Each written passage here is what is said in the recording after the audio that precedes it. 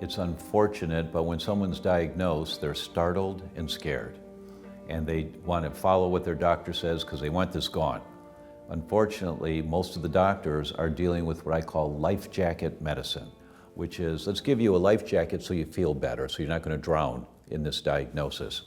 It's really important that you feel better, but you must investigate where is this coming from. And in order to do that, if you don't have a integrative medicine doctor or a functional medicine doctor, a complementary medicine doctor, there are many different terms for doctors that have a bigger view. If you don't have someone like that in the team, and even if you do, you have to read my book, The Autoimmune Fix, because that tells you exactly what to do.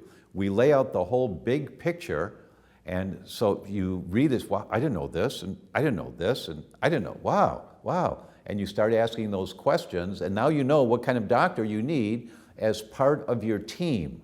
You don't fire the doctor that's giving you the life jacket so you feel better. You keep that doctor, but if that doctor's not talking to you about your diet and the food selections, and you have an autoimmune condition going on, you need to bring another doctor on the team. Whether it's oral tolerance, the food we eat, or environmental tolerance, what the air we're breathing, or the emotional tolerance, the trauma in our lives. When you lose tolerance, now your immune system gets activated to protect you. And it'll manifest as wherever the assault is coming from. If it's in your joints, you might get rheumatoid. If it's in your muscles, the assault's in your muscles, you might get a autoimmune disease called scleroderma, or lupus, systemic lupus. If it's in your eyes, you might get symptoms that are similar to MS. Geek word for it is neuromyelitis optica. It just depends on where if you pull at a chain, it breaks at the weakest link. It's at one end, the middle, the other end, your heart, your brain, your liver, your kidneys. Wherever your genetic weak link is, that's where the chain's going to break. That's where you're going to get symptoms. So don't pull on the chain so hard. Well, how do you not pull on the chain so hard? You have to find out what is stressing your body. Is it the foods you're eating that don't make you sick in the stomach so you don't feel it? The lucky ones are the ones that get stomach pain when they eat a food, because they know, oh, if I eat this food, I'm going to feel like that. The ratio is 8-to-1. For every one person that gets gut symptoms with celiac disease, there are 8 people that don't. They get brain symptoms, or joint symptoms, or muscle symptoms, or heart symptoms. They don't get gut symptoms, so they can't tell when they eat the food that is causing that damage for them. Your digestive tract is a tube. It's one big long tube. It starts at the mouth, goes to the other end. One big long tube kind of winds around in the middle there, but it's one big long tube. Imagine a donut. If you could stretch a donut out, and if you could look down the donut, that's your digestive tract. When you lose tolerance to wheat, you create inflammation in your intestines. Now, the inside of the tube is lined with a cheesecloth. Only really small molecules can get through. That's why when you eat food, your enzymes act as scissors to snip it, smaller, snip, until they're so tiny, they can go right through the cheesecloth into the bloodstream. That's what absorption is. But when you lose tolerance to wheat, and you get this tears in the cheesecloth, now food that's coming down, it may take 3 hours for it to be snipped down small enough to go through the cheesecloth, but if after an hour and a half the food's in a position where there's tears in the cheesecloth, these bigger molecules that haven't been snipped small enough yet get right through into the bloodstream. They're called macromolecules, big molecules. And if it's beef, now this macromolecule of beef has gotten into the bloodstream, and the immune system, trying to protect you, says, wait a minute, that's not something I can use to make new muscle cells. I better fight that. Now you make antibodies to beef, or to strawberries, or to bananas, or to chicken. And it was the loss of oral tolerance to wheat that created the tears in the cheesecloth that don't heal. And now these molecules can get through before they should, and your immune system, trying to protect you, starts fighting those macromolecules. That's the person that does a blood test with their doctor check 90 foods to see what they might be sensitive to. and they come back sensitive to 20 or 25 foods. Oh my God, that's everything I eat. Well, of course it is. Your immune system's trying to protect you. You've got tears in the cheesecloth, intestinal permeability. Let's help heal the gut, and then wait 3 to 6 months and go back and check again. Now you're sensitive to 2 foods, maybe 3. That was a huge piece for me. Within a week of stopping gluten, I would say the fire in my joints was 30% better. Yes. I know probably your best recommendation in addition to gluten would be to nurture your microbiome in every way. Maybe you could just define the microbiome for the average person, and then the top things we do to heal it and optimize it. Your microbiome is everything that's in the tube, everything that's in the gut. That's a lot of bacteria, some viruses, some bugs, thousands of different species of bacteria. And it's the symphony that whole environment plays in your gut in terms of how your gut functions. And if you have too many guys who are way out of tune, too many bad guys, you got a disruptive gut. You don't feel good. So the microbiome is this symphony of thousands of players, the horns, the clarinets, the drums, the guitars, all the different bacteria that are there. And we now know for every 1 message from the brain going to the gut, there are 9 messages from the gut going to the brain. That your gut modulates, that's the geek word. And what does that mean? It's got its hands on the steering wheel. So your gut, the microbiome, modulates how your brain works. What does that mean? Well, if you've got a little too much of the wrong bacteria, then you just turn the steering wheel 1 inch, and within a quarter of a mile, you're off the road. So if the bacteria is off too much, within a short period of time, you're not making the nerve hormones called neurotransmitters to keep stable. Since 1999, the gut has been called the second brain. Now we know it's really the first brain, that it's got its hands on the steering wheel of how our brain functions. And if you can accept that for the moment, just for the moment, then does it make sense that what you put down there, what's on the end of your fork, is going to have a big role to play in how well this area works? And if you think, yeah, all right, that kind of makes sense, then do this for me for 3 days. Eat 8 different colored vegetables every day. Just make sure for every day you eat 8 different colors of vegetables. And just see how your bowel movements are. See how your brain is functioning when you double up or triple up on your normal load of vegetables for just a few days. We're still in our infancy in understanding the microbiome and monitoring it and knowing how to work with it. So the testing is of value. I've been doing the testing now for 40 years, almost 40 years. And when you see large concentrations of undesirable bugs, you got to get them out of there. Like Klebsiella pneumoniae, for example, the most common cause of pneumonia in hospitals for seniors. And people often get Klebsiella infections when they're in the hospital. You get it many other places, but you get it in the hospital. And so if you see high concentrations in the stool, you know this person's got a problem here, and you have to do an anti-Klebsiella protocol. So the information that we can get from the testing of the microbiome is very useful, very useful. But as I talk to my friends who are world leaders in this field, the consensus is what's really safe to say and is going to help the most people is that the goal is to have a diversity to your microbiome, have a whole lot of the good bacteria there, many, many different types. And how do you do that? How do you build up the diversity of the microbiome with beneficial bacteria? It's what you feed the microbiome that changes it in 24 hours. You eat French fries that were made in deep fat, deep fried French fries, you're going to alter your microbiome for at least a week, at least a week. The fats will stay in your bloodstream for up to 57 days, but the alteration to the microbiome from just one order of French fries will change that microbiome for at least a week.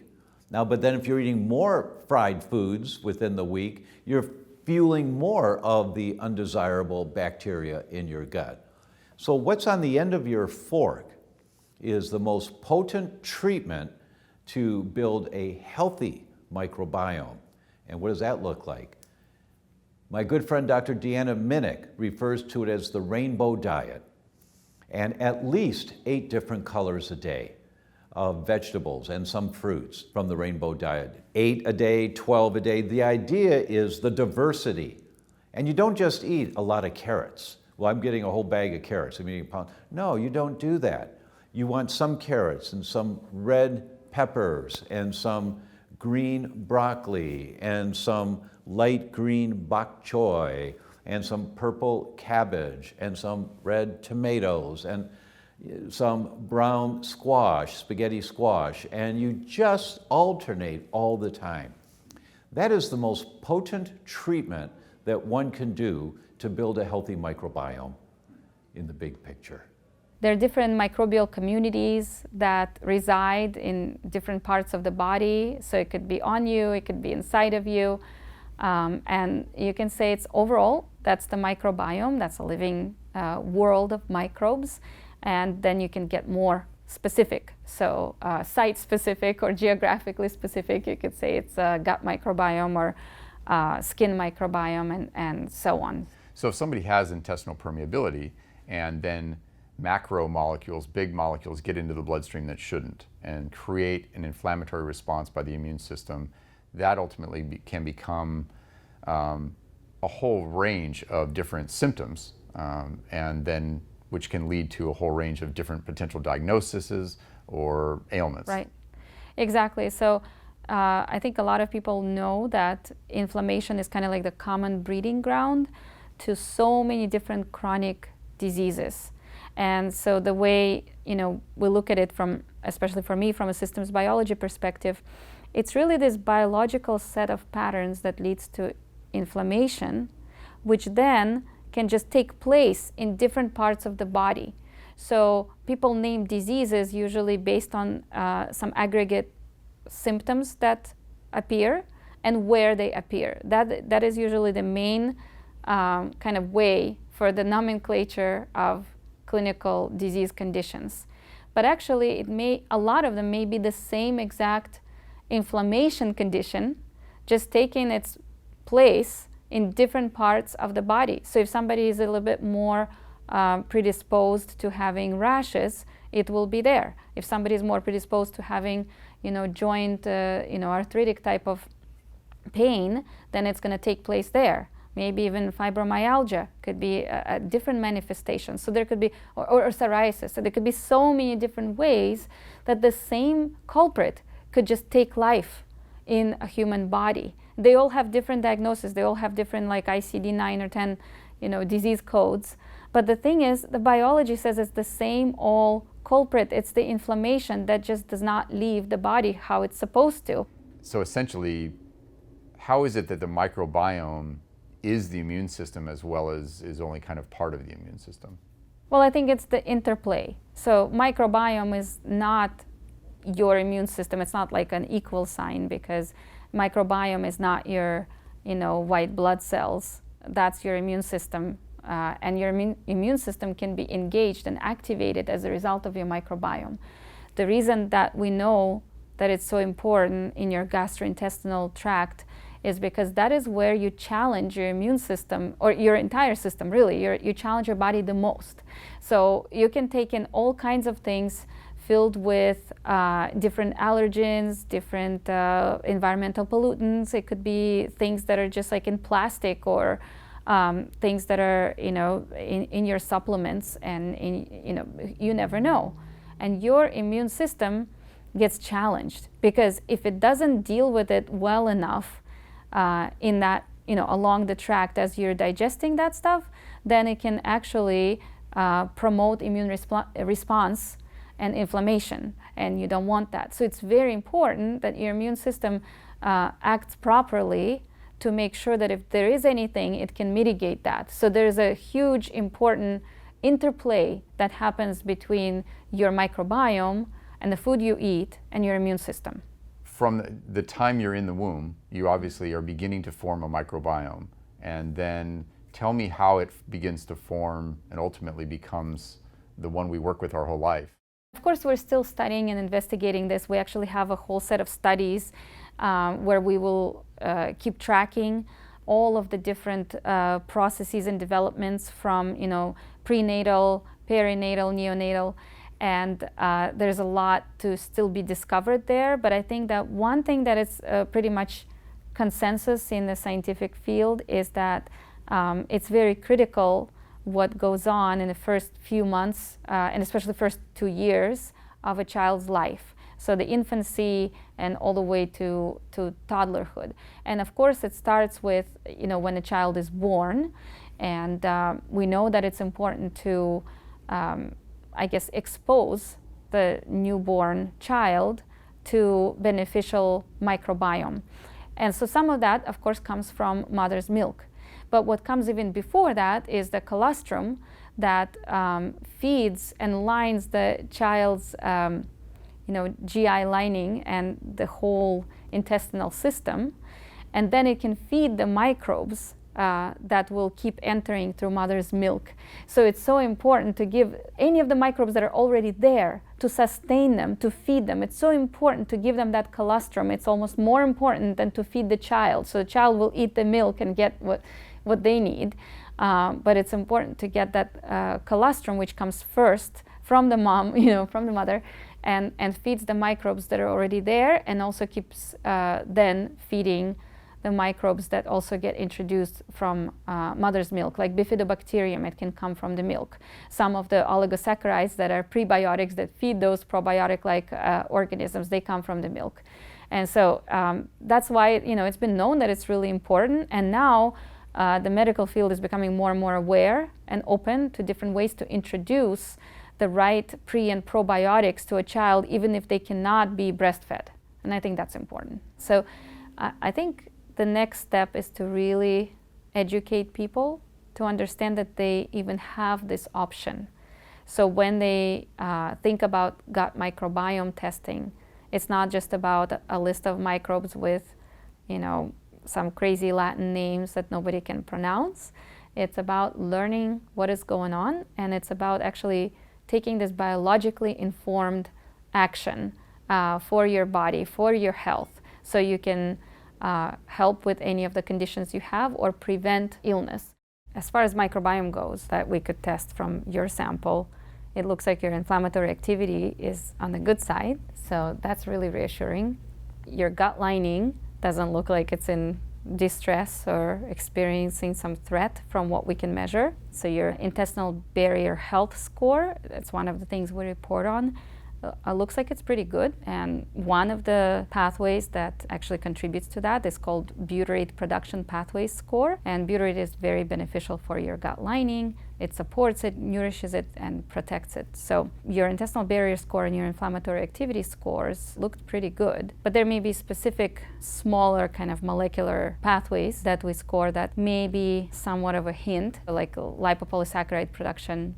LPS biosynthesis is something that you have more active in terms of our gene expression that goes into pathway activity assessment. You have it more active than our average customer base, our reference population. So one score being off, it's not something to get alarmed about, but having said that, lipopolysaccharide is something that is known as an immune trigger. So we can't fully assess the state of your gut lining, but if it is somewhat permeable and this LPS molecule from your microbiome actually crosses through the gut lining to your blood, to your circulatory system, then it can, instigate some things. So it puts your immune system on alert, or can even alarm it a little bit, or just a low-grade inflammation may happen as a result of it. Lipopolysaccharide, if I could break down the word, it's the lipo is the lipid, and polysaccharide, it has multiple of sugar groups or sugar components in the molecule, and it has different, also polymer type of tails, side chains that aggregate. And you have one of these lipopolysaccharide molecules that is a little bit bulkier, so it's got it's called pentaacylated lipopolysaccharide that your microbes are making. It's not like they're making it necessarily from one type of food that, if you avoid, they won't be making it anymore. But it's the kind that, if it does leak out into the bloodstream, your immune system will be like, wow, that's some big thing there that we don't like. We're going to attack it. So that's the type of lipopolysaccharide that your microbes are making. And you have various kinds that they're not pathogens, but they happen to make that molecule. If they make it more than usual because they're not kept in check, the good guys are not keeping them at bay, then it may contribute to some low-grade inflammation. So it depends, how much your immune system reacts. Some people have more of these compensatory mechanisms, who knows, that may actually compensate for any of these pro-inflammatory triggers coming from your gut microbiome. Because if you have a lot of, bifidobacteria and lactobacilli and a lot of these gut lining, supporters, then things like Veillonella and other microbes that can produce lipopolysaccharide, they just won't have as much of a chance. And so they'll be okay because they're not like infectious pathogens going out of control. And you don't have to focus on getting rid of them. It's just all about the balance. Right, and so a big part of changing the diet to optimize the microbiome and feed the right bacteria and achieve that optimal balance is ultimately that the foods that you're recommending are the optimal prebiotics in a way to feed the microorganisms that I need to boost specifically for me, which relates to the importance of the individualized aspect of the testing that you guys do. Very much so. So it's a huge, huge part. It's not everything, but feeding the right microbes and stimulating the correct functions to be active, that is definitely a huge focus. But then there's also harmful functions that you want to suppress or balance out. And so some of the polyphenols you have, they kind of achieve both, and they also give you this antioxidant effect and also nurture your gut lining as well. So like EGCG and curcumin is on your list of supplements. And then you also have green tea in your superfoods, and you have turmeric in your enjoy list. So all of that goes into this balancing out altogether, the harmful versus the beneficial. So one is prebiotic, the other one is just overall nourishing and balancing out the activities, the balance between the harmful and the beneficial ones. So there's prebiotics. Then there's those things that are like antioxidants and polyphenols that balance out the bad guys and just overall give you this support from all kinds of things, the harmful activities, the toxin burden, and all of that. So that's where you have your EGCG and curcumin supplements on your list of supplements to take. And you have turmeric on your enjoy food list, and green tea, which is a source of EGCG, on your superfood list. That is all about that, striking that overall balance and not necessarily focusing on a specific pathway to boost or to suppress. So that's the second one. And then the third one is the functions of the host. So your biological functions of your system. So let's say your digestive system. Did you know that you have a suboptimal protein fermentation score? Well, I saw that, but tell me more. Yeah, so protein fermentation score, again, it's a very much microbial score. It means that they are processing your proteins more than we usually see compared to our population and our reference cohort. So if we see that happening, with a lot more of all of these different pathway activities, that function altogether is really enhanced, it means that it's a likely sign that the host, you, are not processing your proteins optimally, which means that then your microbes get it, and this undigested set of protein-rich foods is being then metabolized by them, the microbes. And when they metabolize it, we call it protein fermentation. They can make different products of those proteins, the amino acids in the protein sources. And so when those products are really beneficial, that's okay. They can actually be anti-inflammatory. You do make some of those, like you have tryptophan sources in your diet, like cheese and turkey, and you are making some good byproducts of tryptophan. You make some beneficial anti-inflammatory indoles. But on the other hand, you're also making a lot of putrescine, which is a harmful byproduct of protein fermentation. And you have that activity really high. So that pathway score is a separate score that tells you that it needs improvement. And so you'd be like, what the heck is putrescine, right? So putrescine is a byproduct of protein breakdown that microbes make. And if you do have too much of that, it could be a little bit toxic or just not very optimal for your microbial ecosystem and for your health altogether. So in that case, protein fermentation is not so great for you, which means that you should probably just reassess how you eat your proteins, when you eat your proteins, how much you eat, how well you process them, how well you chew them, what are the sources of your proteins. So like you eat chicken and turkey and things like that. Maybe if you eat too fast, it could be one of the just simple reasons why there is a lot of undigested protein that makes it to your colon that tells us that they have too much of this protein fermentation going on.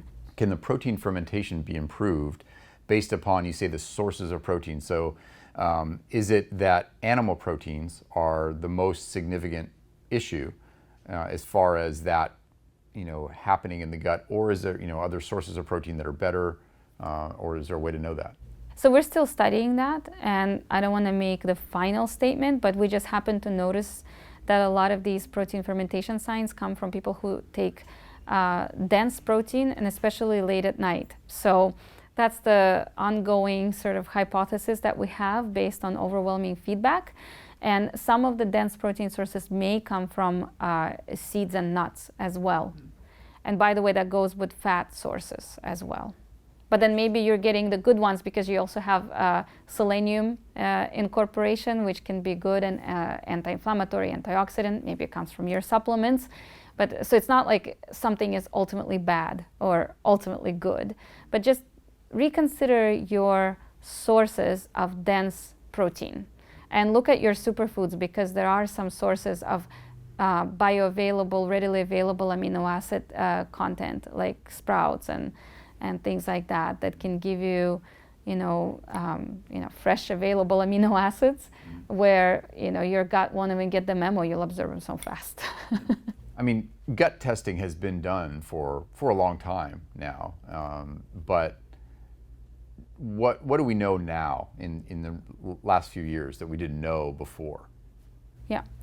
So I think that the most critical and disruptive perspective that has just been revealed, and we're unraveling it and we're living it, is the activity and function that we can infer from metatranscriptomics. Because previously it was all about metagenomics. And so with metatranscriptomics, that's where we see what are the living active organisms, and more importantly, what is it that they're doing.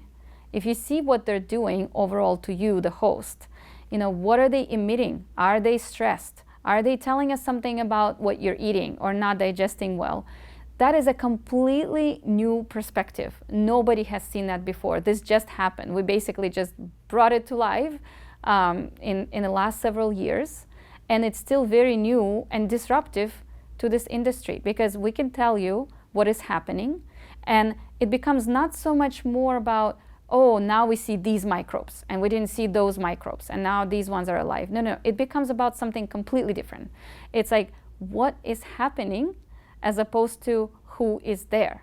So then in your general gut testing, people who are used to it and who are quite informed, they expect to see the list of their gut microbes, and they just want to see the composition. They want to see how much of Bacteroidetes I have, how much Firmicutes I have, how much Clostridia I have, and that's what they know, because that's the expectations that have been set. And here we come with all of these different pathway scores. And these are not taken from counting the microbes. They're taken by looking at all of the different genes with their importance and their level of expression and how they contribute to these pathways that lead to either butyrate production or the pro-inflammatory LPS production. A big area of healing is managing stress, exploring emotions, past traumas. Yeah. How does stress affect the microbiome? During stress, some of that environment can change a little bit and can seem more hostile to your microbes. And then some of your it depends microbes, which is majority, can start producing more of these molecules that they make when they feel threatened. or it's their defense mechanism basically, or that's something they do when they are not given the specific beneficial nutrients, something they do when the beneficial guys are not really active. They're there, but they're not doing their job. So suddenly they start emitting these virulence factors, or things like LPS that you have, for instance. If too much of it gets out, then again, that triggers your immune system response, and it could trigger stress response. Some other molecules can come out and actually trigger cortisol response, which is related to stress again. And so that can be, again, back to the gut-brain axis. And also from the gut itself, there is a vagus nerve that communicates directly with the brain. And so some of the microbial functions and products of the functions are neurotransmitter-like. So for somebody who has maybe too much serotonin, having microbes producing serotonin even more could be too much and actually contribute to anxiety. Versus for another person, it will just give them more energy and improve their mood. So again, even molecules like serotonin, it's not like they're ultimately good or ultimately bad. In a gut, serotonin can stimulate too much motility if too much of it is produced by your microbiota, right? But if you need just enough to kind of help your digestive system, then microbial serotonin production is there to help you. The changes are very simple. I believe almost anybody can take this on. And even though we're just now discussing my results, I've had my results for a while now, and so I've begun incorporating some of those changes. And I think that I've noticed improvements. I think I've noticed significant improvements in digestive function and energy. Those would be the two that I would say, I can generally say so far. And I can certainly now, as I study and learn more about my results, I can take it further and refine it further. And we're gonna keep building. Like in our next iteration of the platform, we're gonna give you meals and recipes and gonna make it look a lot more, I guess, a lot yummier, first of all. And also empower you to implement our plan, the Viome plan, even better. So you're not, just looking at all these lists of superfoods and enjoy and minimize and thinking, okay, how can I really minimize this and enjoy that? And so, yeah, that's another thing that we will definitely be rolling out soon to show the meals and recipes that can empower anybody to just implement the system. Well, it's an honor to speak to someone who's really doing the science, and I'm very grateful to your whole team for what you guys are doing. So exciting work, and thank you. Thank you so much. Thank you for having me.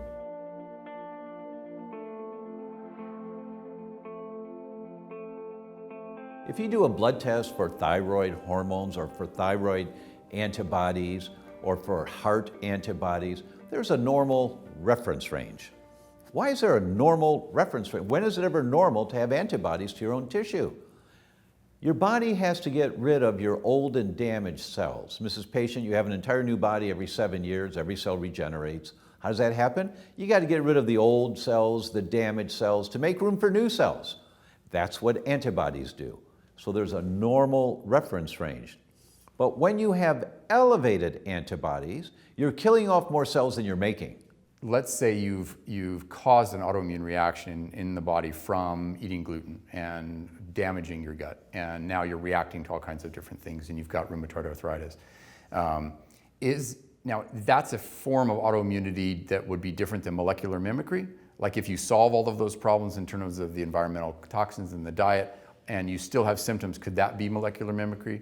Maybe you can help me define if there's a difference there. Once you're on the autoimmune spectrum, this thing has a life of its own. So you need to be squeaky clean. When you learn of things that are a problem, you need to be squeaky clean about it. What do I mean by that? You can't have a little once in a while. Because if you do, you initiate the entire inflammatory cascade that will last anywhere from 2 to 4 months. From one exposure to wheat. You have one piece of your child's birthday cake and you've been gluten-free for 1.5 years and you feel great and everything's going well. You have one piece of birthday cake, you'll be at risk of having elevated antibodies for 2 to 4 months from one piece of cake. I mean, that's just the physiology of how it happens. There's a term called molecular mimicry. And what that means, we'll use the example of wheat. because there's over 20,000 studies on a wheat sensitivity manifesting as any symptom in your body. It could be anywhere, wherever the weak link in the chain is. When you have a sensitivity to wheat and you make antibodies to fight wheat, antibodies are special forces soldiers. They've got high-powered rifles. They're going through your bloodstream looking for wheat anywhere they find it. They've been trained to look for wheat. Well, how do they identify wheat in the bloodstream? Your bloodstream's just a highway, and there's lots of traffic on the highway. It's all going in the same direction, but there's no lanes. There's no organization. Everything's bouncing into each other like dodgem cars, right? So how does an antibody identify what it needs to attack and not just go haywire attacking everything? It looks for a particular protein signature. Let's say it's an orange vest. So wheat has an orange vest, and that's the protein signature. So the special forces, the antibodies, are going for orange vest. Where they see an orange vest, boom, boom, boom, and they destroy the wheat molecule. Now, let's take the thyroid as an example, or it could be a joint or your heart or anywhere else. As the blood's going past the thyroid, with the special forces soldiers in there bouncing around, looking around, the surface of the thyroid facing the bloodstream is made up of proteins and fats. The proteins of the surface of the thyroid facing the bloodstream is hundreds of amino acids long, but part of that structure is the orange vest. So that's part of the proteins of the thyroid. So special forces looking for orange vests can go boom, and they fire a chemical bullet at your thyroid. Now your body has to make more antibodies to get rid of that damaged thyroid cell. Fine, that's great. And then a new thyroid cell is made. It's great. But you had toast for breakfast. So here comes special forces. You have a sandwich for lunch. Here comes pasta for dinner, croutons on your salad, a little flour in the gravy on your meatloaf, day after week after month. And if your genetic vulnerability is orange vests on the thyroid, the special forces antibodies to wheat keep attacking your thyroid. Now you develop the autoimmune spectrum of your thyroid, and this thing becomes self-perpetuating after a while.